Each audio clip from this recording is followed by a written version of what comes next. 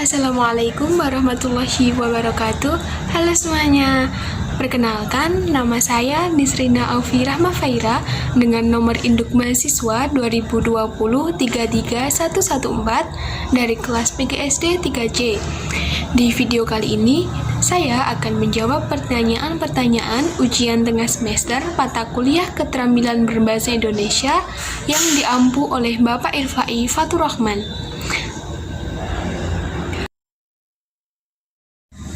Pertanyaan yang pertama, jelaskan berdasarkan temuan mahasiswa di lapangan, faktor apa saja yang menyebabkan terjadinya kesalahan penulisan ejaan. Berikan contoh kesalahan ejaan yang sering muncul. Jawabannya, faktor penyebab terjadinya kesalahan penulisan ejaan yang pertama, kurangnya penguasaan kosakata. Seseorang yang minim kosakatanya akan mengalami kesulitan dalam menentukan kata-kata yang tepat untuk menyampaikan gagasannya. Yang kedua, kurangnya minat baca siswa. Minimnya tingkat baca siswa menjadi faktor kesalahan penulisan ejaan. Yang ketiga, kesalahan siswa dalam menggunakan bahasa Indonesia yang baik dan benar. Yang keempat, keterbatasan dalam penyampaian materi pemakaian bahasa yang baik dan benar. Dan yang terakhir, sikap kurang teliti dan kurang peduli dengan pemakaian kaidah-kaidah bahasa dalam tulisan. Contoh kesalahan ejaan yang sering muncul. Yang pertama, kata tidak baku ga. Kata bakunya adalah tidak. Yang kedua, kata tidak baku praktek, P-R-A-K-T-E-K. Kata bakunya adalah praktik, P-R-A-K-T-I-K. Kata tidak baku yang ketiga yaitu gulai. Kata bakunya adalah gulai. Kata tidak baku selanjutnya ada deterjen, D-E-T-E-R-J-E-N. Kata bakunya D-E-T-E-R-G-E-N atau detergen menggunakan G, bukan menggunakan huruf C. Kata tidak baku selanjutnya adalah akikah.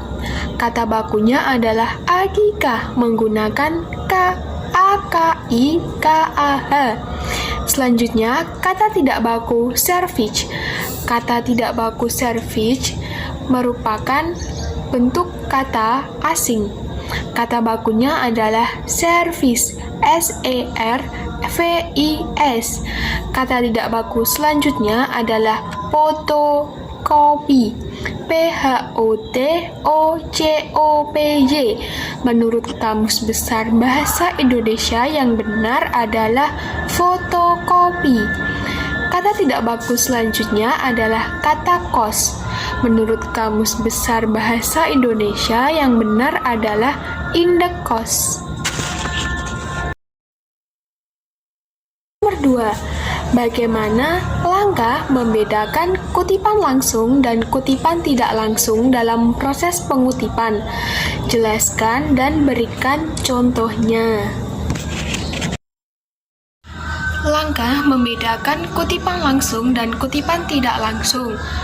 Kutipan langsung, pengertiannya, kutipan langsung adalah kutipan berupa kalimat tanpa merubah dari sumber aslinya atau dilakukan dengan cara mengambil sama persis dari sumber aslinya. Cara menuliskan kutipan langsung yaitu dengan menghilangkan beberapa kutipan dengan menggunakan 3 tanda titik.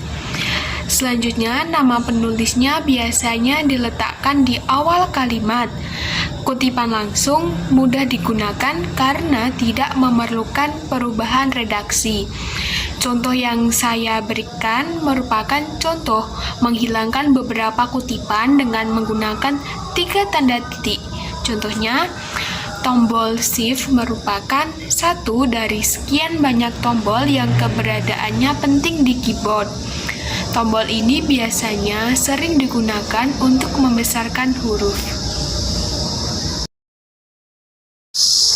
Kutipan tidak langsung, pengertiannya, Kutipan tidak langsung adalah kutipan yang mengutip dengan cara meringkas kalimat dari sumber aslinya, namun tidak mengubah isinya. Kutipan tidak langsung ditulis ulang dengan gaya bahasa sendiri. Nama penulis diletakkan di akhir kalimat, diakhiri dengan tanda petik. Proses perubahan redaksi perlu dilakukan agar tulisan yang dibuat tidak dianggap plagiarisme. Contoh dari teks aslinya.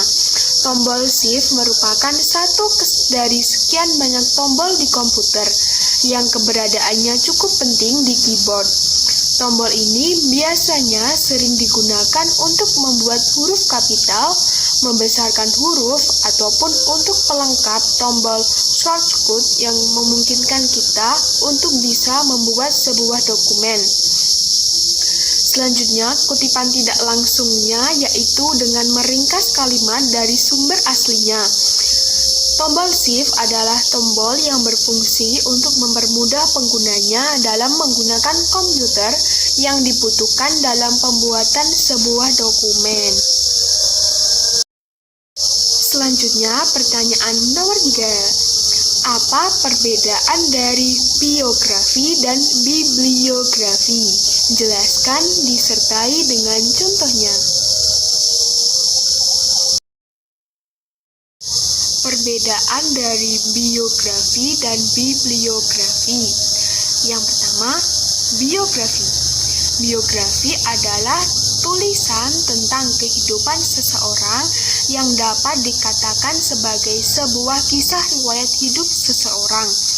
Biografi biasanya menceritakan tentang kehidupan seorang tokoh sejarah, namun tak jarang juga tentang orang yang masih hidup. Biografi ini ditulis oleh seseorang agar tokoh tersebut dapat diteladani banyak orang. Selanjutnya, bibliografi. Bibliografi adalah sebuah daftar yang berisi judul buku, artikel-artikel, dan bahan-bahan penerbitan lainnya yang mempunyai pertalian dengan sebuah karangan atau sebagian dari karangan yang sedang digarap. Fungsi bibliografi yaitu memberikan deskripsi yang penting tentang buku, majalah, jurnal, dan koran secara keseluruhan. Bibliografi dapat dinyatakan sebagai pelengkap catatan kaki karena apabila pembaca ingin mengetahui lebih lanjut tentang referensi yang terdapat pada catatan kaki, pembaca dapat mencari dalam bibliografi. Cara menuliskan biografi dan bibliografi. Yang pertama, biografi. Cara menuliskan biografi yang benar. Yang pertama, kumpulkan informasi sebanyak-banyaknya tentang tokoh yang akan ditulis, dapat dengan wawancara sang tokoh atau orang terdekat. Yang kedua, kumpulkan data yang akurat baik dalam bentuk tulisan atau foto dan video. Yang ketiga, mulai menulis dengan bahan-bahan yang sudah tersedia. Yang keempat, menemui tokoh atau pihak yang terlibat dalam pemberi persetujuan agar membaca draft naskah sebelum dipost agar tidak terjadi kesalahpahaman. Selanjutnya, cara-cara menulis bibliografi. Yang pertama, nama pengarang ditulis dengan urutan nama akhir, nama awal, nama tengah, tanpa gelar akademik. Yang kedua, tahun penerbitan. Yang ketiga, judul termasuk subjudul. Yang keempat, tempat penerbitan. Dan yang kelima adalah nama penerbit. Contoh dari biografi ini merupakan contoh biografi dari kehidupan tokoh sejarah yaitu Raden Ajeng Kartini. Contoh biografinya, Raden Ajeng Kartini atau yang lebih dikenal dengan sebutan Ibu Kartini. Dia merupakan keturunan dari keluarga yang terpandang dan lahir pada tanggal 21 April 1879. Satu hal yang diwariskan oleh keluarganya adalah pendidikan. Kartini pernah merasakan duduk di bangku sekolah dasar hingga ia tamat di sekolah dasar. Karakternya yang haus akan ilmu pengetahuan membuatnya untuk terus melanjutkan ke jenjang pendidikan yang lebih tinggi. Namun, ayahnya tidak memberikan izin kepada Kartini untuk dapat melanjutkan pendidikannya. Mengetahui sikap ayahnya, Kartini sangat sedih. Namun, dia tidak bisa mengubah keputusan ayahnya. Walau begitu, cita-cita Kartini tidak padam begitu saja. Beruntung sekali ia memiliki suami yang sangat mendukung cita-citanya. Berkat kegigihan serta dukungan oleh sang suami, Kartini mampu mendirikan sekolah wanita di berbagai daerah, seperti di daerah Semarang, Surabaya, Yogyakarta, Madiun, Malang, Cirebon, dan daerah yang lainnya. Waktu itu, sekolah wanita dikenal dengan sebutan Sekolah Kartini. Selanjutnya, contoh dari bibliografi. Yang pertama, contoh bibliografi dari buku. Ibeng Pranama AN sebagai nama pengarang, 1985 sebagai tahun terbit, Bintang Nusantara sebagai judul bukunya, dan Jakarta Gramedia merupakan tempat penerbitnya. Depdikbud 1989 dan Depdikbud 1989 merupakan nama penerbitnya.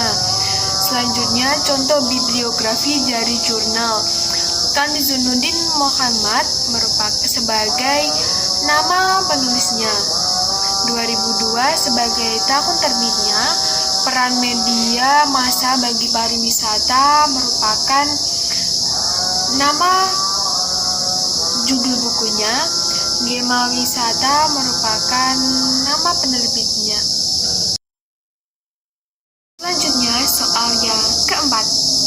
Apa perbedaan makna antara kata pukul dan jam jika dilihat dari penggunaan untuk menunjukkan kata pergantian waktu? Jelaskan disertai dengan contoh kalimatnya. Kata pukul.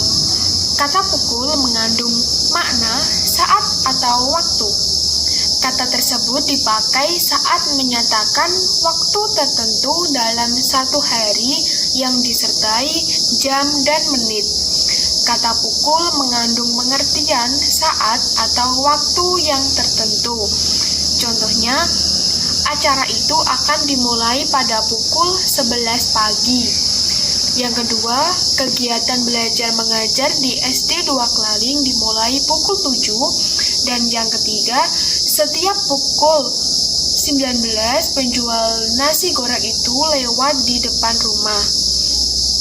Kata jam.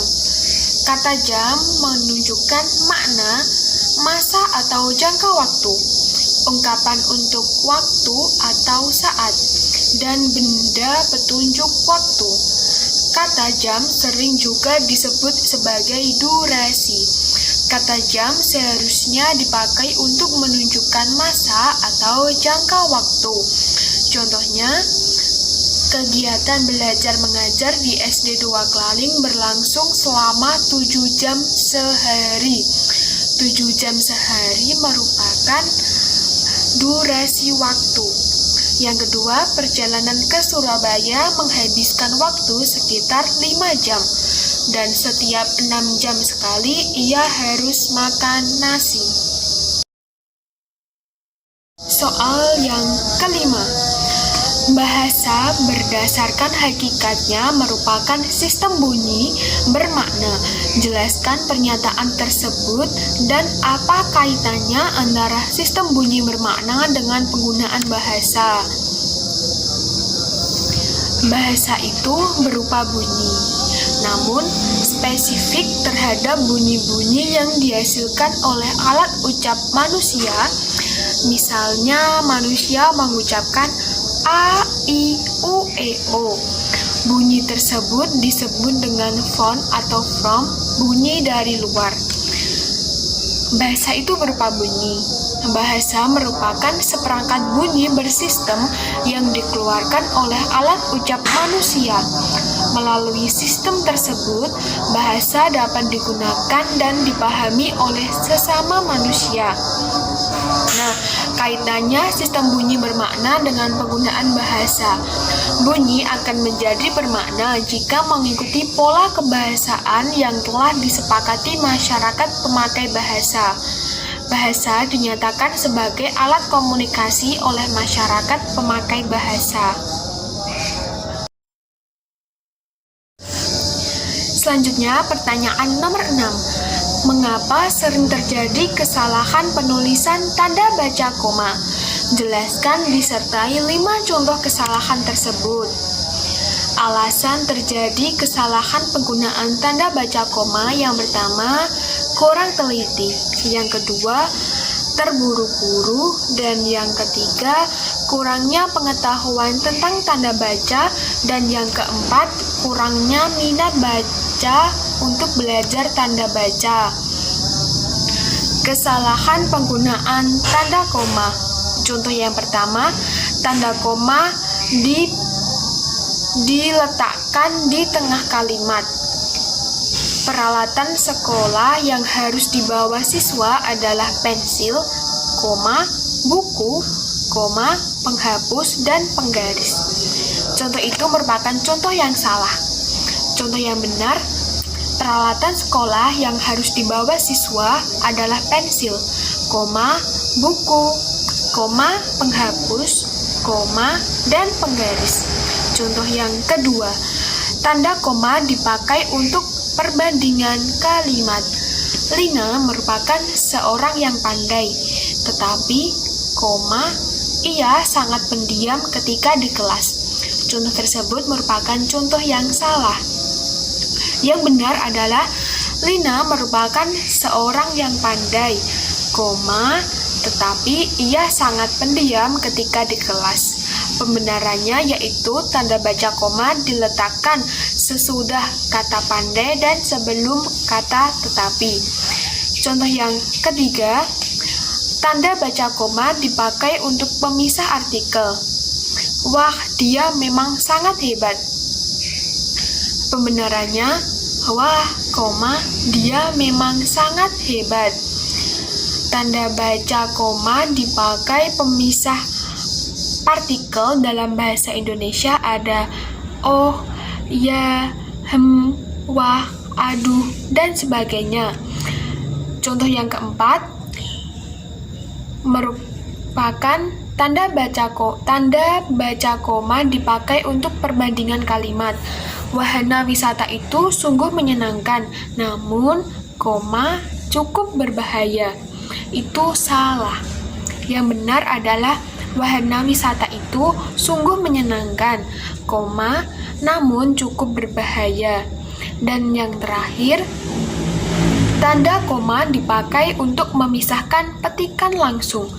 Baiklah, jawab Pak Budi, koma, segera akan saya kerjakan hari ini. Merupakan kesalahan penggunaan tanda koma. Yang benar adalah baiklah, koma, jawab Pak Budi, segera akan saya kerjakan hari ini.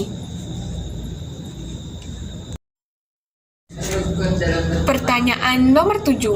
Apa perbedaan makna dari tanda titik dua dan titik koma? Jelaskan disertai 2 contoh penggunaan tanda tersebut yang benar. Tanda koma dilansir dari Pedoman Umum Ejaan Bahasa Indonesia atau PUEBI, tanda titik koma dapat dipakai sebagai pengganti kata hubung atau konjungsi seperti karena, sedangkan, sementara itu, meskipun, dan seterusnya.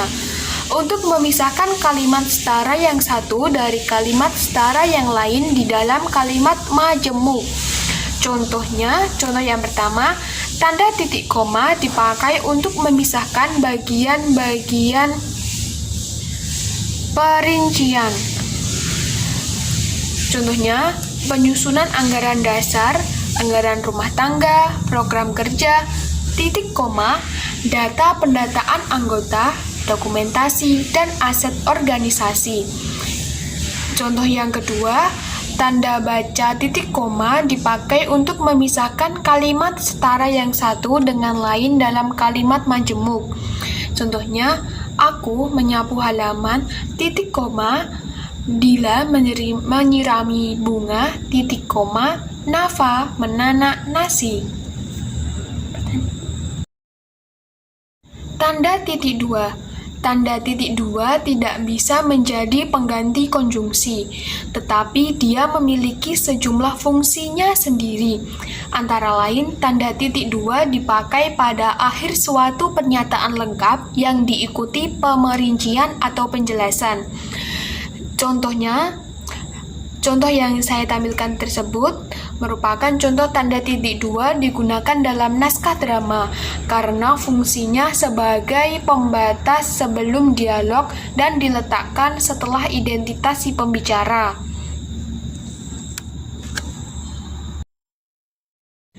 Dan yang kedelapan, jelaskan mengapa sering terjadi kesalahan penulisan huruf miring. Berikan contoh kesalahan tersebut disertai dengan pembenarannya. Faktor penyebab kesalahan penggunaan huruf miring. Yang pertama, penggunaan tata bahasa yang tidak benar. Yang kedua, kurang teliti. Dan yang ketiga adalah kurangnya referensi. Contoh kesalahan penulisan. Huruf miring digunakan untuk menuliskan judul buku, nama majalah, atau nama surat kabar yang dikutip dalam tulisan, termasuk dalam daftar pustaka atau judul. Contohnya, Pinurbo, Joko 2017, telepon genggam, Yogyakarta, basa-basi, termasuk penulisan huruf miring yang salah, karena kata telepon genggam tidak dimiringkan. Yang benar adalah telepon genggam diberi huruf miring atau diberi simbol miring. Yang kedua, huruf miring digunakan untuk menegaskan atau mengkhususkan huruf bagian kata-kata atau kelompok kata dalam kalimat penegas. Contohnya adalah, dia baru ini menjadi kembang desa, merupakan salah. Kembang desanya tidak di huruf miringkan. Yang benar adalah, dia baru-baru ini menjadi kembang desa. Kembang desanya itu dibuat miring karena ia merupakan kalimat penegas. Huruf miring digunakan untuk menuliskan kata atau ungkapan dalam bahasa daerah atau bahasa asing. Contohnya, seluruh dunia sedang dilanda coronavirus atau COVID-19. Masuk salah. Yang benar adalah coronavirusnya itu dimiringkan. Selanjutnya, soal yang terakhir, nomor 9. Jelaskan bentuk kesalahan penulisan konsonan dan vokal pada karya tulis ilmiah. Berikan contoh kesalahan tersebut disertai dengan pembenarannya. Bentuk kesalahan konsonan dan vokal beserta contohnya. Vokal adalah huruf yang melambangkan vokal dalam bahasa Indonesia. Terdiri dari 5 huruf vokal yaitu A, I, U, E, O. Contoh kesalahan penggunaan huruf vokal yang pertama, praktek. P-R-A-K-T-E-K merupakan salah. Yang benar adalah praktik. P-R-A-K-T-I-K. Huruf vokal yang salah merupakan huruf vokal I. Yang kedua, warung. W-A-R-O-N-G merupakan salah. Yang benar adalah warung. W-A-R-O-N-G. Penulisan huruf vokal yang salah adalah huruf vokal U. Yang kedua, huruf konsonan. yaitu semua huruf kecuali huruf vokal. Dilansir dari Pedoman Umum Ejaan Bahasa Indonesia tahun 2016, karya Tim Pengembang Pedoman Bahasa Indonesia Kementerian Pendidikan dan Kebudayaan, ada 21 huruf konsonan, yaitu B, C, D, F, G, H, J, K, L, M, N, P, Q, R, S, T, V, W, X, Y, Z. Contohnya yang pertama ada vaksin. P, A, K, S, I, N merupakan salah. Yang benar adalah vaksin menggunakan V. Yang kedua, syarat. S, A, R, A, T merupakan salah. Yang benar adalah syarat. S, Y, A, R, A, T. Oke, sekian jawaban ujian tengah semester dari saya. Terima kasih. Wassalamualaikum warahmatullahi wabarakatuh.